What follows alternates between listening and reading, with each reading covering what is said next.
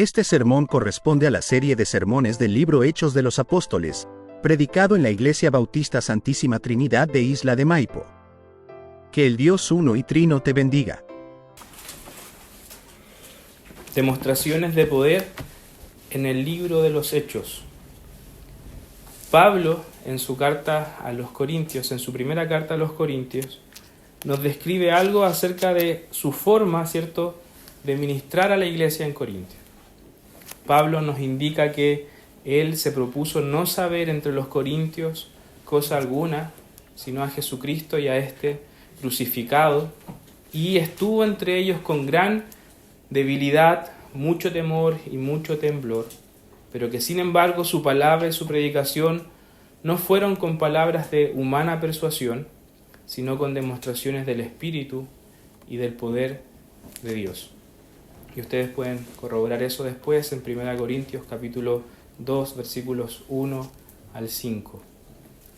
Es tal el contexto que presenció el nacimiento de la iglesia y su explosivo avance. El contexto de una iglesia que no solo tenía muchas palabras que ofrecer, ¿cierto? Toda esta interpretación del libro del Antiguo Testamento a la luz de Cristo es asombroso. Son palabras dignas de anotar, dignas de estudiar. Pero no solo tenía eso la iglesia primitiva para ofrecer, sino tenía grandes demostraciones de poder y grandes prodigios y señales acompañaron a esta iglesia. Acompañan a la iglesia, de hecho, hasta el día de hoy. Sin embargo, ¿cierto?, hemos de ser críticos en nuestra propia experiencia, que mucho de lo que nosotros leemos parece no ser algo tan presente hoy, y al mismo tiempo parece que nosotros no creemos tanto cuando leemos estos textos. Hay una suerte de incredulidad basal a la hora de acercarnos a la Biblia, porque al menos hay dos razones. Nuestra experiencia nos ha indicado que esto no es tan frecuente como lo leemos en los textos, y en segundo lugar, nuestra inclinación a creer solo aquello que podemos ver, tocar o sentir nos impide creer en los relatos históricos solo de la Biblia, porque ustedes confían seguramente plenamente en que Colón descubrió América en el 12 de octubre de 1492, aunque no tengamos idea si fue así. Entonces no es una cuestión solamente de si creemos o no creemos historia, sino en qué tipo de historia finalmente también creemos. Y nos cuesta particularmente creer en los relatos asombrosos del Nuevo Testamento o de la Biblia en general, al punto que algunos eruditos, ¿cierto?, más incrédulos, dirían los hermanos como Martin Lloyd-Jones, trataron de limpiar el Nuevo Testamento de todos aquellos eventos que eran sobrenaturales. Explican, por ejemplo, la alimentación de los 5.000 como un gran milagro de generosidad. Es decir, la mayoría de la gente tenía un pez guardado o un trozo de pan por ahí. Entonces no hubo una multiplicación de los peces, sino que en realidad la gente se volvió generosa y sacó lo que tenía escondido. Cosa que no aparece en ninguna parte del texto, pero en la forma de acercarse de la gente incrédula. Entonces uno podría pensar que Lucas nos está contando solo una historia para confirmar los puntos que él ha estado contando antes, ¿cierto? Si él dijo que la predicación apostólica se acompañaba de muchos prodigios y señales, ¿qué es lo que viene a continuación? Mostrar prodigios y señales. Sin embargo, el Señor nos perdone por ser incrédulos y por leer la Biblia sin considerar que Lucas era médico. Así que sabe perfectamente cómo puntualizar cuando alguien está endemoniado, cuando alguien está realmente enfermo o cuando alguien está fingiendo una enfermedad. Entonces, esta mañana, como ha sido la estructura de sermones anteriores, vamos a dividir el sermón en 3 partes. Solo en 3 partes, más breves, pero 3 partes. En primer lugar, vamos a ver el texto como tal y sus relaciones con el programa en general de Hechos de los Apóstoles. Ya, Hechos tiene una carta programática, ¿cierto? ¿Se acuerdan? y me seréis testigos en Judea, en Jerusalén, Judea, Samaria y hasta lo último de la tierra. Y ese me seréis testigos tenía la predicación apostólica, los prodigios, las señales. Así que este paquete no podía ser disgregado. Y si partía en Jerusalén también tendrían que mostrarse las manifestaciones del poder de Dios. Ahora, Lucas ya nos ha relatado en otras ocasiones que Jesús había sanado a los enfermos y de forma muy clara una clase de enfermos en particular siempre es recurrente. Al menos hay 3 que son recurrentes en los evangelios, ¿cierto? Enfermos. Nos referimos a los leprosos, a los ciegos y a los paralíticos. Vayan conmigo a Lucas capítulo 5. Lucas 5, versículos 17 al 26.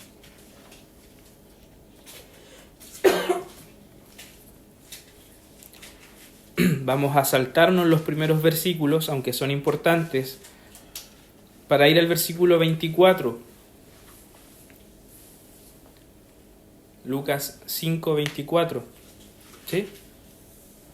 Pues para que sepáis que el Hijo del Hombre tiene potestad en la tierra para perdonar pecados, dijo al paralítico: a ti te digo, levántate, toma tu lecho y vete a tu casa.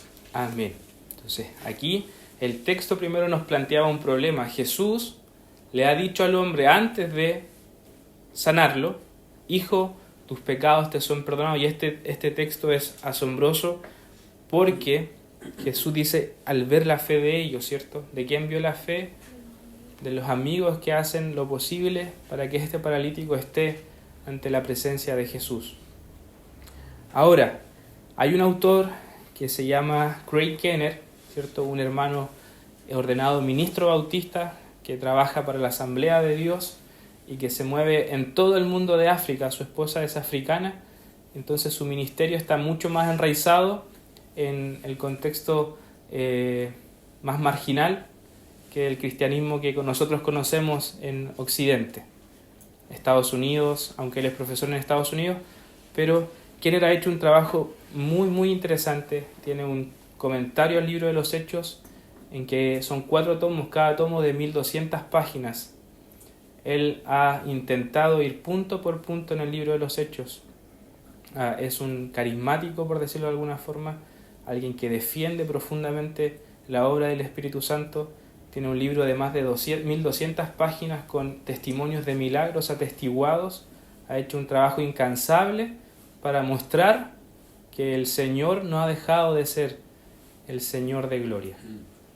Kenner dice que es muy importante ver que Lucas nos muestra de forma muy temprana, tanto en el libro de Lucas como en el libro de Hechos, eventos de sanidad y sanidades muy parecidas. Así como Cristo inició su ministerio atestiguándolo con el levantar a un paralítico, después vamos a ver por qué eran los paralíticos y los ciegos sus preferidos, y la iglesia también sigue el mismo patrón.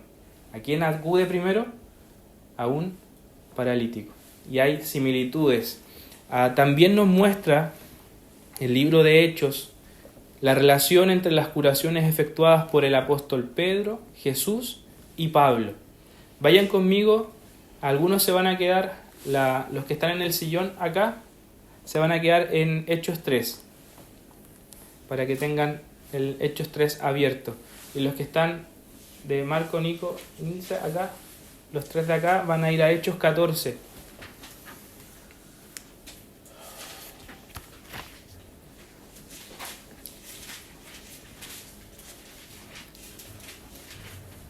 Benja, Hechos 3:2.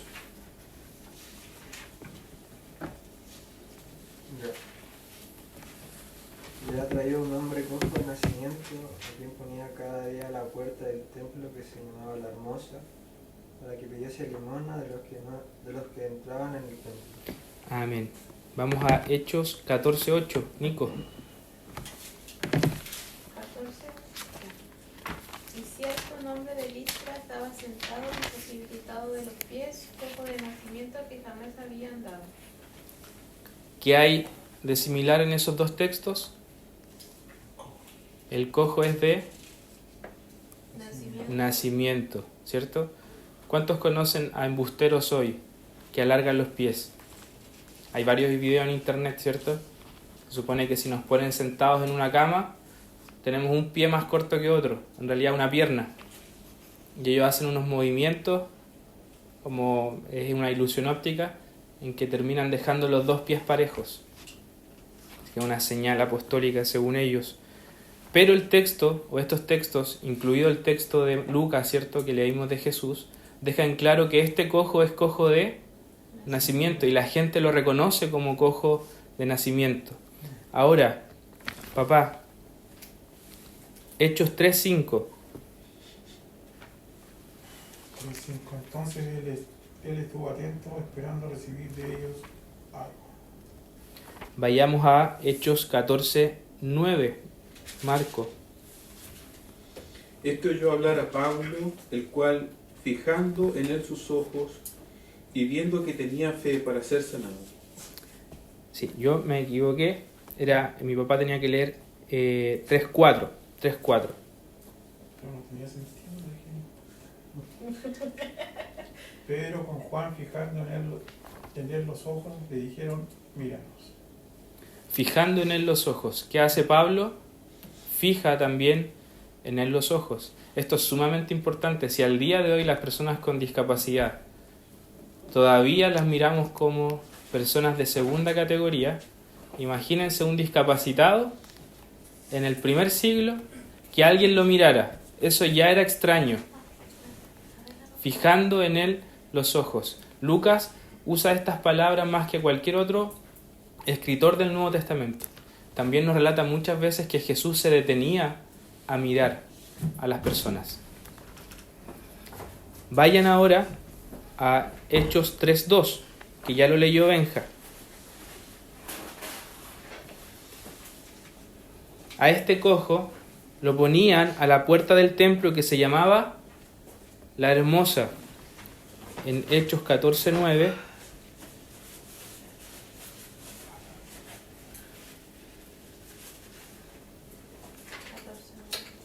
Si ustedes leen el contexto amplio, en el versículo 8 se nos dice que estaba sentado también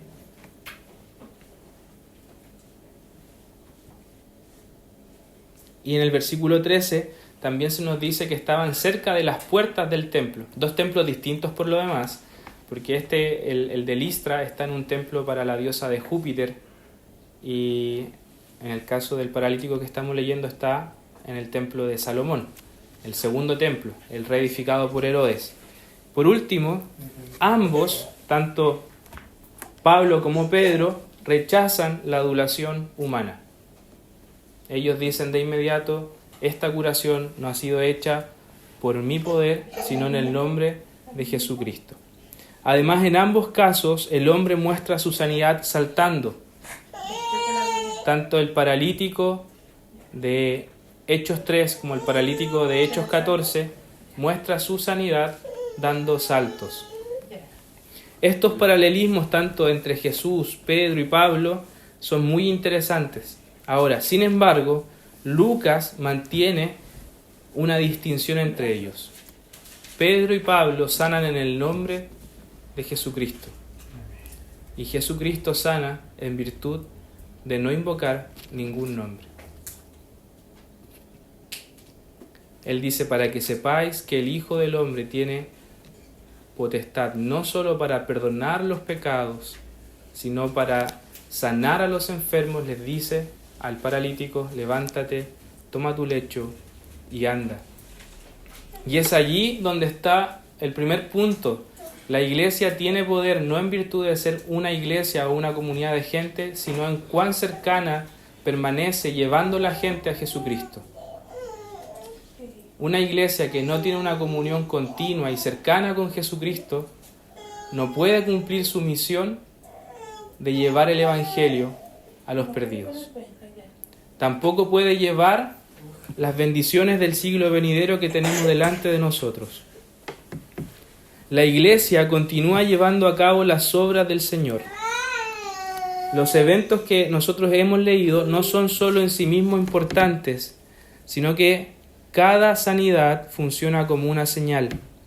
Cada sanidad es una guía hacia algo más importante y trascendente, que Jesús realmente ha sido proclamado Señor y Cristo, y su iglesia lleva adelante el ministerio de la reconciliación y es la mediadora de los poderes del siglo venidero. El mundo está como está, y esto lo han escuchado hasta el hartazgo, no porque solo estemos todos perdidos en pecado, sino porque la iglesia ha relegado su lugar como vocera profética y como mediadora de los poderes del siglo venidero a solo ser consultora, a solo ser una voz más en medio de muchas otras verdades. Y eso es porque a cada uno de nosotros nos falta poder. Y no es una crítica a la iglesia en general o a una iglesia en particular, es una crítica a nosotros mismos, que conocemos muy poco del poder de la resurrección. El día martes, si el Señor lo permite en el estudio, estaremos viendo cómo cada uno de nosotros somos personas que funcionan en dos niveles, lo que se llama deísmo. Creemos en Dios, pero no creemos realmente en Dios. Es alguien que está lejos, que sí existe, pero no alguien que puede hacer todavía lo que Él quiera, como estos textos. Martin Lloyd-Jones dice que Dios sana hasta el día de hoy, que Él usa, sí, de forma realista a los médicos, que no ha dejado de usar a los médicos, porque Dios es el que da la sanidad aún a través de los medicamentos. Aún a través de los medicamentos, dice Martin Lloyd-Jones. Porque si Él... Esa hermana que se le fue a la señora que no escucha nada. ¿Volvió? Sí, se conectó de nuevo. Después cuando termine esto, no se me va a Me avisan si vuelve o no, si no tendría que conectarlo solo con... Se cortaba allá donde la Carla rato. Sí, no sé si está conectado al Wi-Fi o... ¿Volvió? Entonces seguimos con la ayuda del Señor. Entonces decíamos, hemos de reconocer que conocemos muy poco porque en realidad creemos muy poco. Y eso es algo que todos tenemos que enfrentar. Nosotros no creemos tanto como decimos creer. En el fondo somos muy incrédulos. Y eso no es solo una pequeña debilidad, sino es un gran pecado. Nos cuesta creer lo más básico del Evangelio, que Dios nos ama profundamente.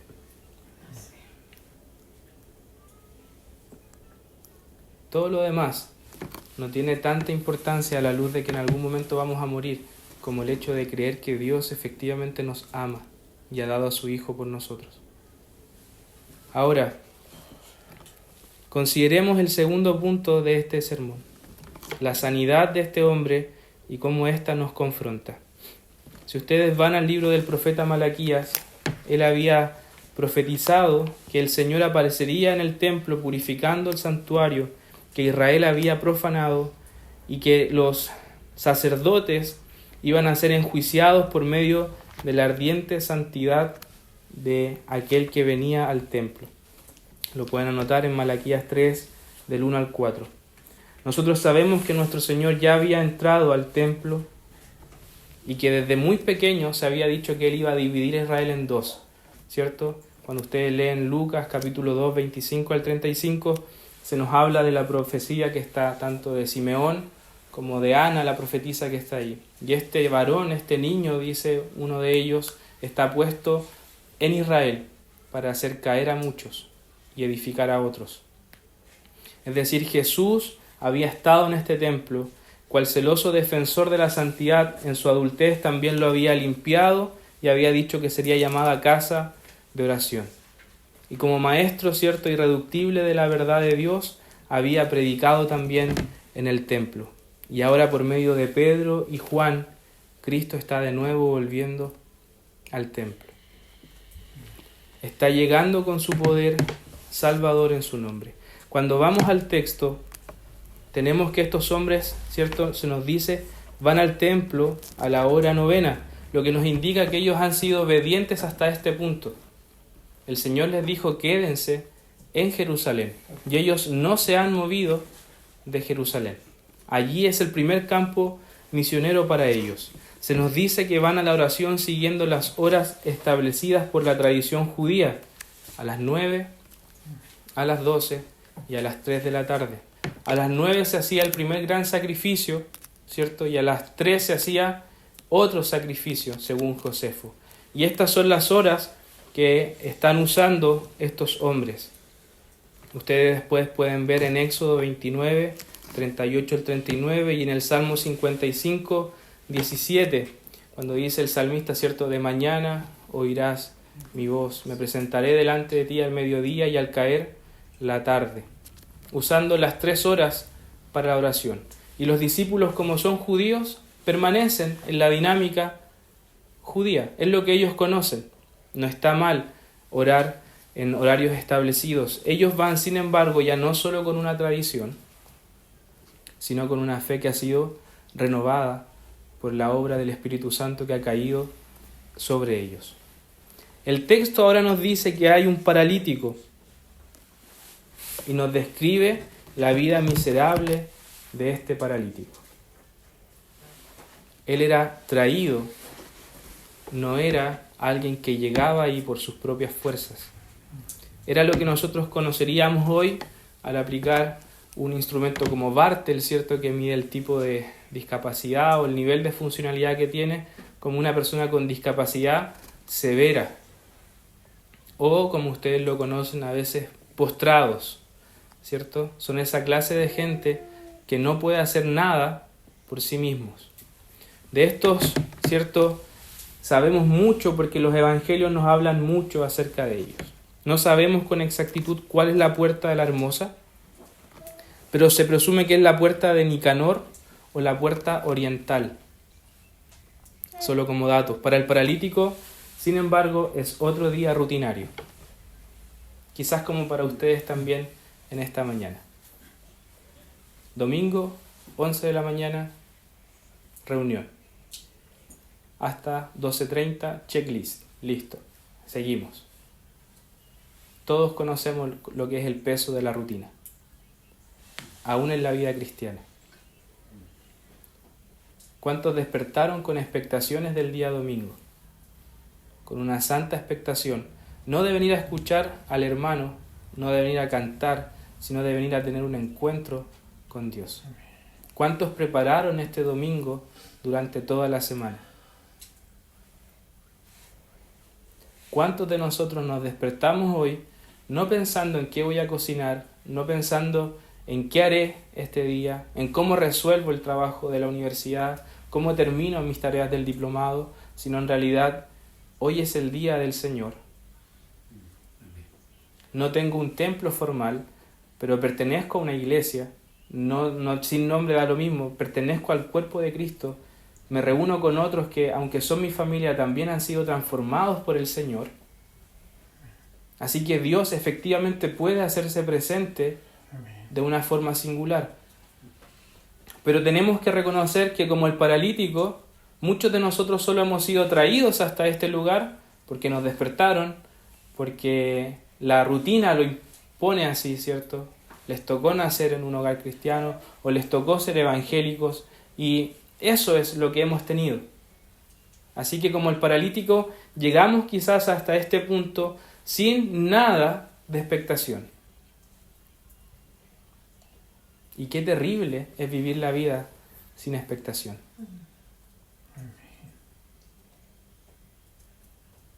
Qué terrible es la rutina en la vida cristiana. La monotonía. Mucha culpa recae sobre quienes predicamos, y yo estoy convencido de eso. Necesitamos ser empoderados por el Espíritu de Dios.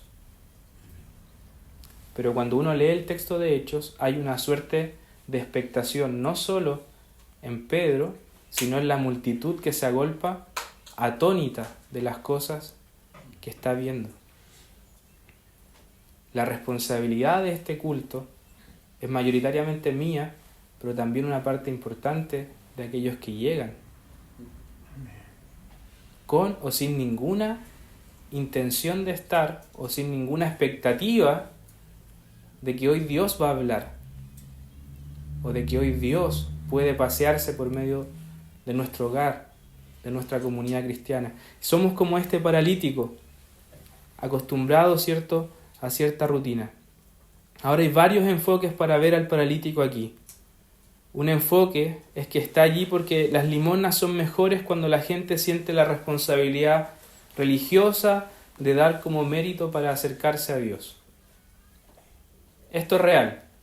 Todos los paralíticos saben, hasta hace unos años atrás, porque a lo mejor ahora ya no es tan evidente, que si yo me acerco a una iglesia o por el borde de la iglesia hay más posibilidades de que me den buenas limosnas, de que yo estando lejos de gente religiosa.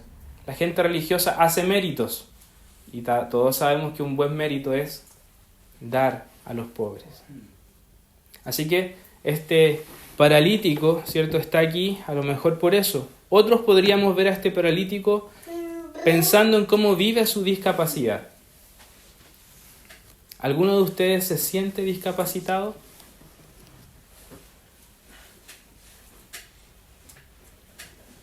¿Sabe lo que es ser un discapacitado? ¿Alguno de ustedes conoce la palabra dependencia?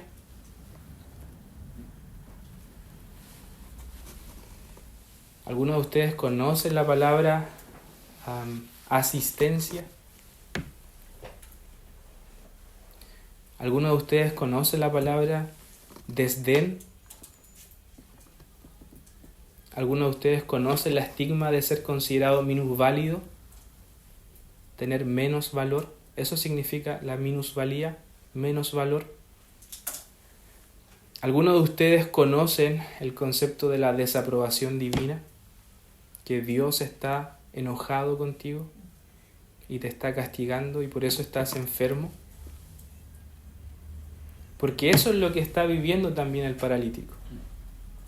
El paralítico vive en una cultura en que primero los discapacitados no tienen lugar, más que para estar en las calles pidiendo. Y en segundo lugar, ser discapacitado ya nos había dicho, ¿cierto?, en el libro de Juan, cuando hay un ciego, ¿cierto? ¿Y quién pecó? Pecó su papá, pecó su mamá, porque este es ciego de nacimiento. Entonces a lo mejor este hombre incluso carga con el estigma de que sus padres fueron hombres malos. Job nos dice también que Dios, la gente piensa que Dios infringe, ¿cierto?, dolor y sufrimiento a aquellos que son malvados y pecadores, aquellos que lo merecen. Reconoce, Job, qué has hecho, dinos qué hiciste, porque Dios por algo te está castigando. Esas son las palabras de sus tres amigos. Job, algo hiciste, porque esto no le viene de balde a nadie. Además, David ha reforzado, ¿cierto?, esa idea: no he visto justo desamparado, ni que su simiente mendigue el pan. Pero tenemos acá entonces a un hombre que está sufriendo por al menos 40 años, según nos dice después el texto, de nacimiento. Lo que es la discapacidad, el estigma, y tal como hemos intentado decir, aparte, está solo a las puertas del templo, porque las personas con discapacidad tenían ciertas prohibiciones ritualísticas por el libro de Levíticos de acercarse a los lugares más santos.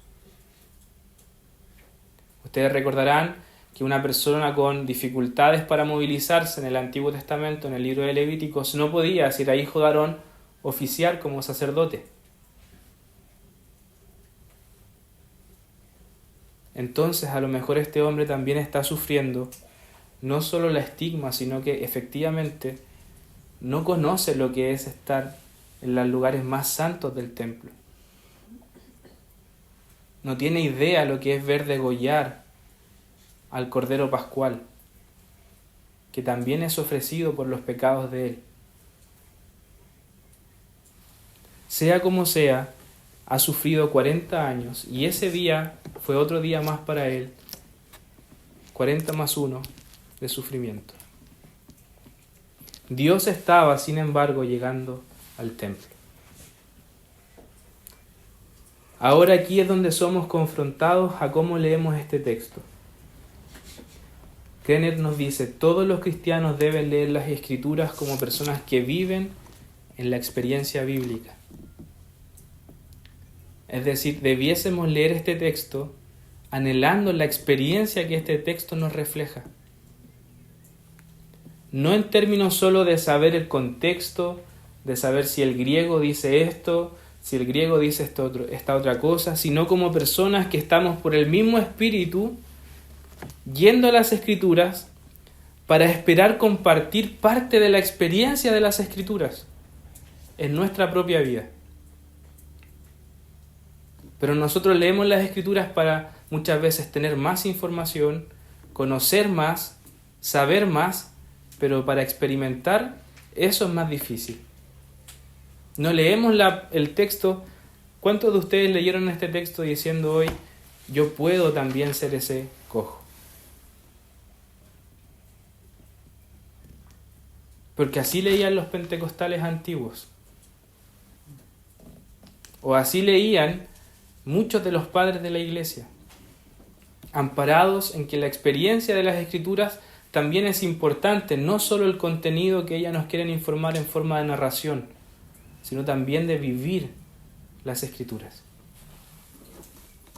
Los versículos 4 al 6 del texto que hemos leído, tenemos a este hombre, ¿cierto?, en el versículo 3, que está pidiendo y que está rogando limosnas. Quizás está solo levantando la mano con los ojos seguramente pegados al suelo.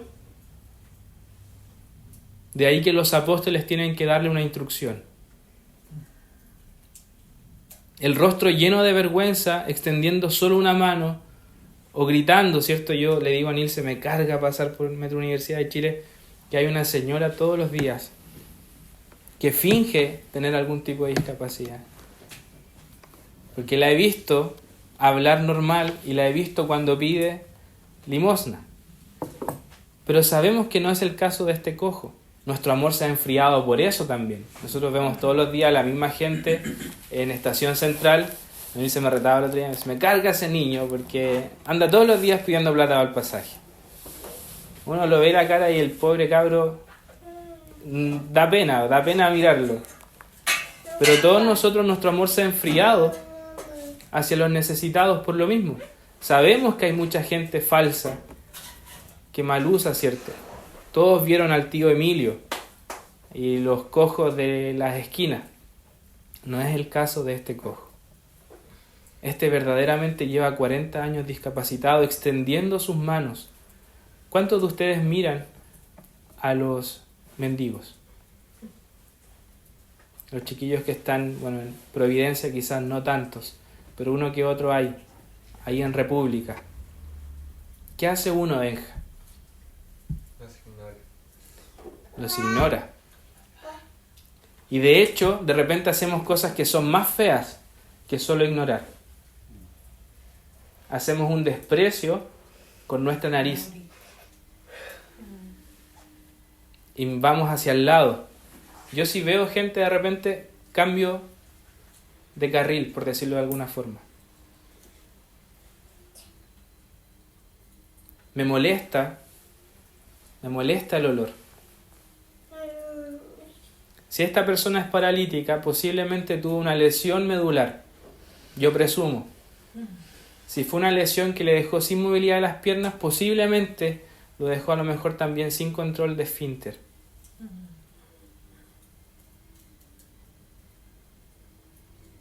Pero la iglesia no puede pasar de largo ante ese dolor. Los cristianos no podemos pasar de largo frente al dolor. ¿Qué nos dice que hizo Pedro? Piensen en el tumulto, en la cantidad de gente que hay en el templo hasta ahora. Mucha gente va a esta hora a orar. ¿Han visto cómo funcionan las mezquitas? Y ellos tienen un sistema parecido, ¿cierto? Oran a determinadas horas todos juntos, los que puedan ir a la mezquita. Y Pedro dice que en medio de ese tumulto, por el Espíritu, fijó los ojos en un paralítico. Y yo me pregunto si Cristo no ha hecho lo mismo con nosotros.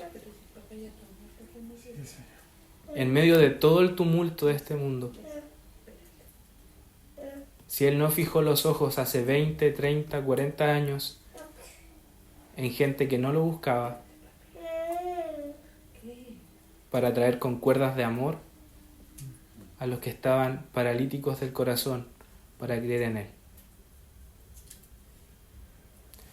Pedro con Juan hacen algo que nosotros no hacemos con frecuencia, que es mirar a los ojos. Es cosa de ver un almuerzo postfamiliar nuestro. ¿Qué hacemos?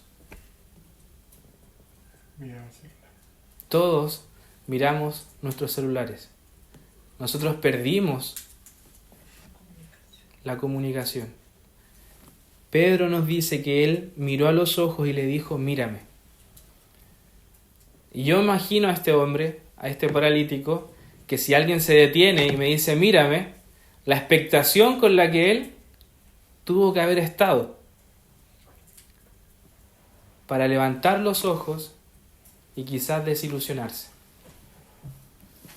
Porque solo ve a Pedro y a Juan pobres. Porque Pedro y Juan nos dejan claramente, dice que él estuvo atento, esperando recibir de ellos algo.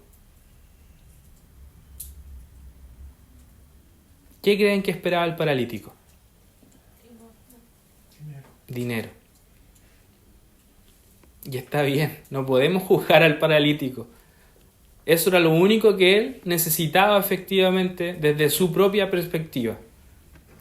Eso nos recuerda que él no tenía ninguna expectativa con estos dos hombres. Eran otros más que pasaban y que a lo mejor le iban a hacer una mala talla, ¿cierto? Una mala broma. Báilanos un poquito y te damos plata. Como sabemos que le hacen a las personas con discapacidad, ¿cierto? Mas Pedro dijo, no tengo plata ni oro, pero lo que tengo te doy. Es asombroso que Pedro y Juan no tengan plata ni oro, considerando que cuando leemos el libro de Hechos, la gente vendía sus propiedades y ponía a los pies de los discípulos la ganancia de estas. Esto nos da un claro entendimiento de que los líderes de la iglesia primitiva no se enriquecían, incluso cuando administraban bienes grandes, como todo el terreno que vendió Bernabé. Pero ellos dicen, no tenemos nada que ofrecerte.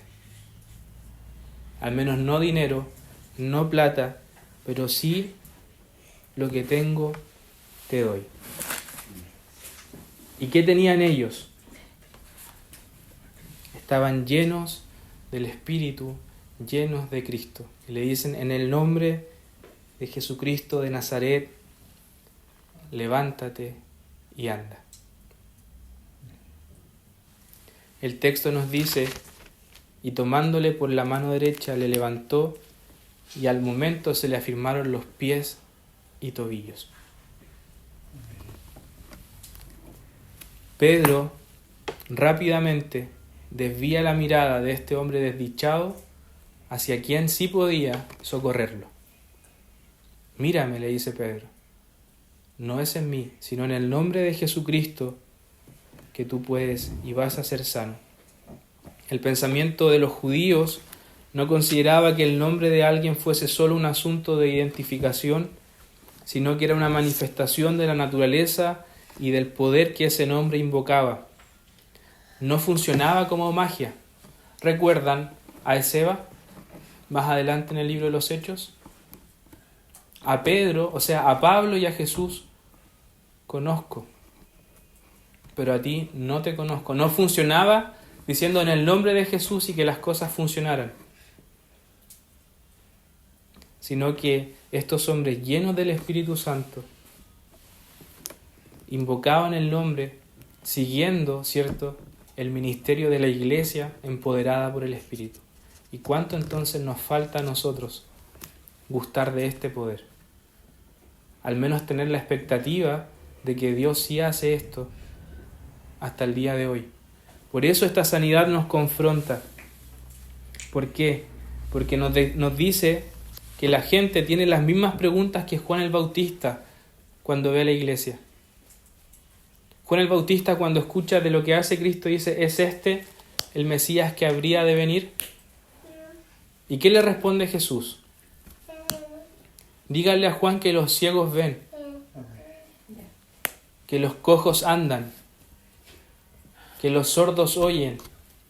Díganle a Juan que los presos son puestos en libertad. ¿Qué ve la iglesia en la salud o en la enfermedad de los hermanos? Una oportunidad, no un problema de que el nombre de Cristo sea glorificado una vez más. Pero si nos llaman, Marco, a nosotros a ungir a alguien, ¿cómo vamos? O vamos por cumplir, o vamos con el temor cierto en nuestro corazón de que no va a pasar nada.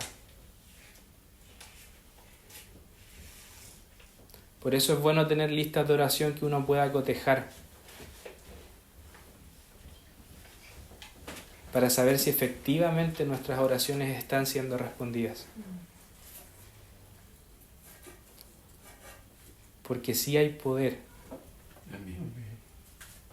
Sí hay poder.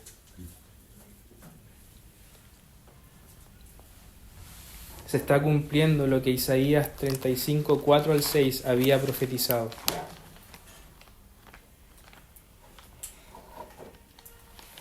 Isaías 35, 4 al 6 dice lo siguiente: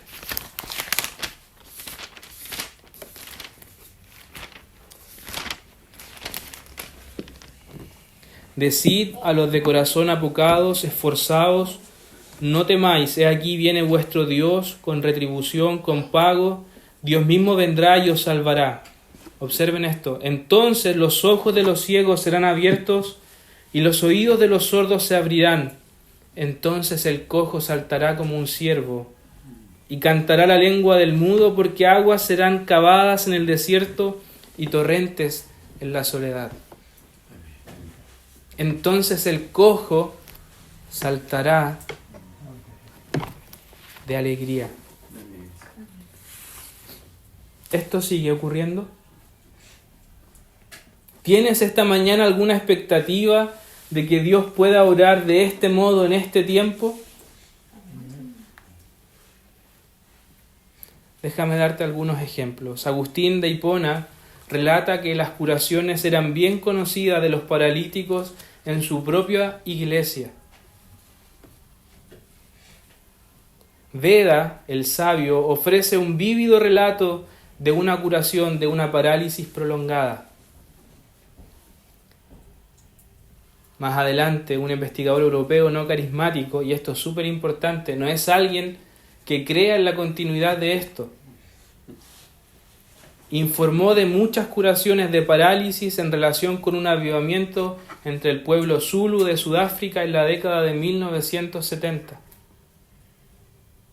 Por ejemplo, una mujer paralítica que ni siquiera podía evitar que se le volara el pañuelo fue curada de forma instantánea durante la oración. Otra mujer que fue llevada completamente paralizada se levantó y caminó cuando el ministro se lo ordenó. Algunos funcionarios del tribunal del magistrado que investigaban los casos quedaron convencidos después de que los registros de los hospitales probaran que habían estado enfermos anteriormente por mucho tiempo. Era lo que hoy en día se conoce en los seguros médicos como las enfermedades preexistentes.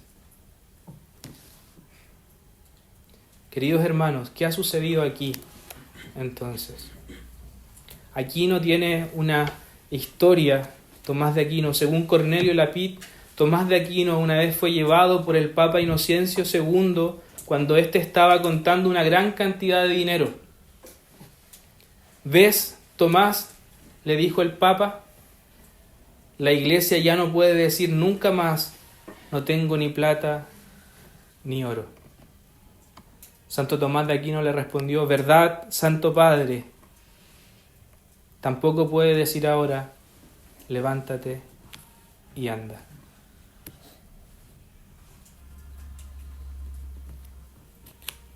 Tampoco puede decir la Iglesia ahora, levántate y anda.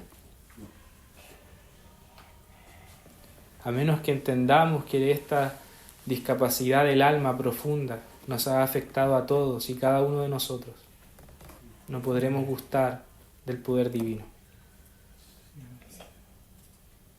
A menos que uno reconozca y diga, sí, estoy enfermo, sí, estoy mal, necesito de la obra del poder divino, ninguno de nosotros podrá gustar. Y no estamos solo hablando de las pequeñas o las grandes enfermedades, y este es el tercer punto de este sermón, para ir terminando. Sin embargo, cuando todo esto milagroso es asombroso y lo anhelamos profundamente para nuestros días, la Biblia continuamente utiliza los ejemplos de la discapacidad, la dependencia o la enfermedad como los marcos de lo que un pecador es delante de Dios. Todos somos paralíticos delante de Dios esta mañana. Cojos de nacimiento, apartados del templo, esperando que un día más alguna de nuestros pasatiempos, alguno de nuestros gustos satisfaga nuestras necesidades inmediatas. Cada nuevo celular que queramos tiene la promesa de satisfacer lo que nuestro corazón anhela de forma más intensa. Cada nuevo estilo, nuevo atuendo, nuevo look, todo ese tipo de cosas tienen una promesa. Vístete así y serás visto. Todos como este paralítico anhelamos ser mirados. Incluso las personas más tímidas, por su timidez, nos fijamos en ella. Pero más a fondo aún, todo eso indica que somos pecadores que nos hemos alejado profundamente de quien es la fuente de agua viva. Puede que no lo vean aún, pero ustedes y yo, a menos que vayamos a Jesús esta mañana, estamos discapacitados del alma, cojos de corazón. Jesús, sin embargo, aún tiene el mismo poder para perdonar y restaurar la vida de los pecadores que no pueden ni podrán jamás hacer algo por sus propios esfuerzos. Aceptar con honestidad este hecho es el mejor paso que podemos dar hacia la curación divina de nuestros corazones.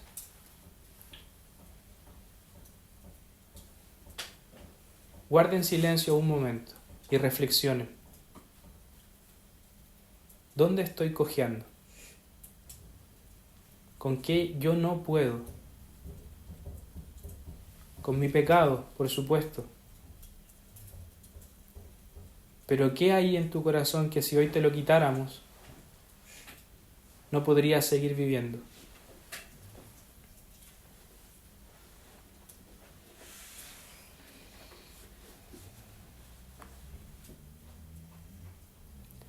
Cristo te dice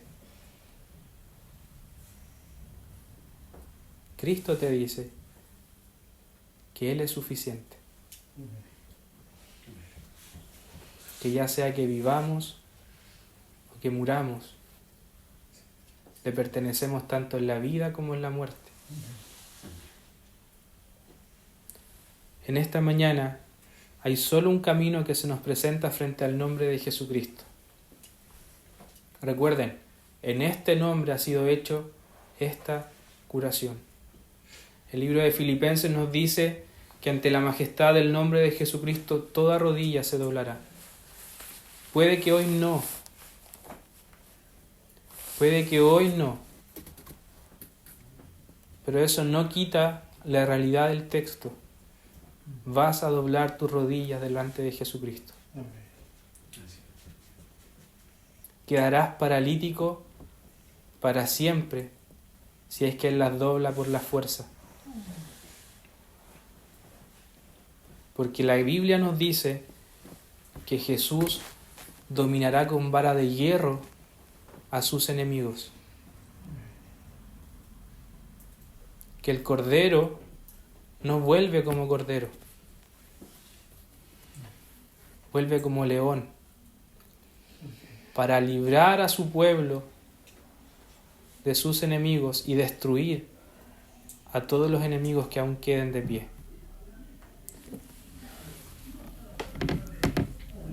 Vengan a Jesús hoy. Luego escribí una palabra que cuando la escribía decía, no es que sea la palabra más adecuada, pero déjenlo.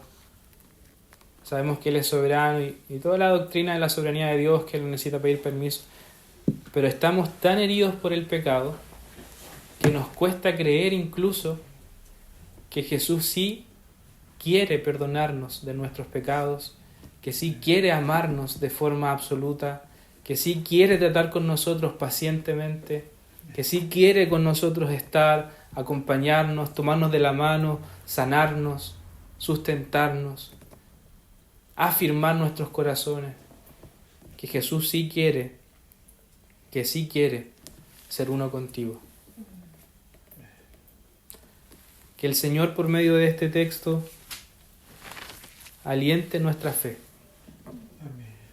Esto, como les contaba Craig Kenner, lo ha documentado, al menos son 15 páginas de relatos de paralíticos que se levantan.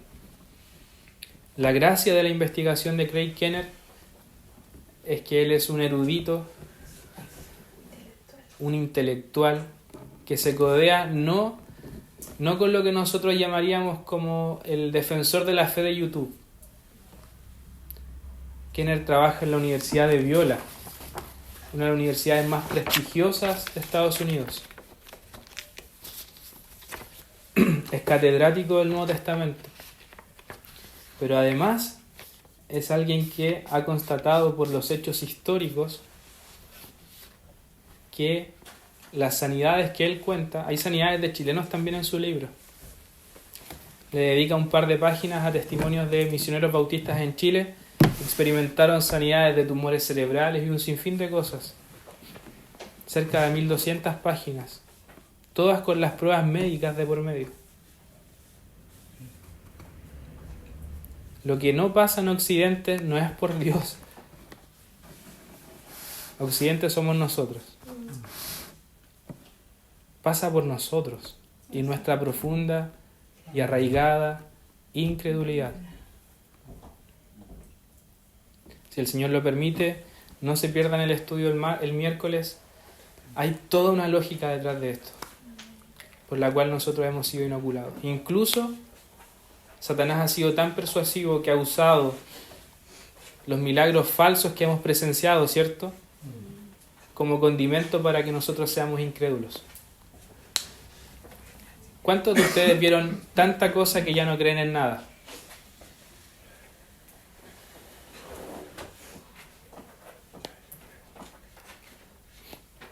Pero el Señor aún lo hace. El Señor les ayude, el Señor nos ayude. Recordemos lo más importante, sin embargo, la discapacidad del corazón. Es allí donde tenemos más problemas. Vengamos a Jesucristo este día como los paralíticos que somos, pidiendo que Él nos dé más que limosna. El Señor les bendiga, familia. Nos vamos a poner de pie para cantar al Señor. El Señor bendiga a nuestra hermana Paula, que con dificultad y todo, ¿cierto?, nos ha podido acompañar también. A Carla, los niños.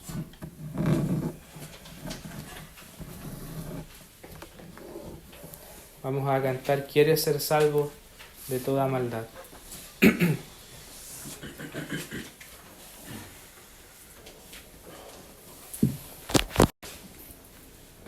Gracias por acompañarnos en esta entrega. Si quieres saber más de nosotros, no dudes en buscarnos en nuestras redes sociales. Que el Dios Uno y Trino te bendiga.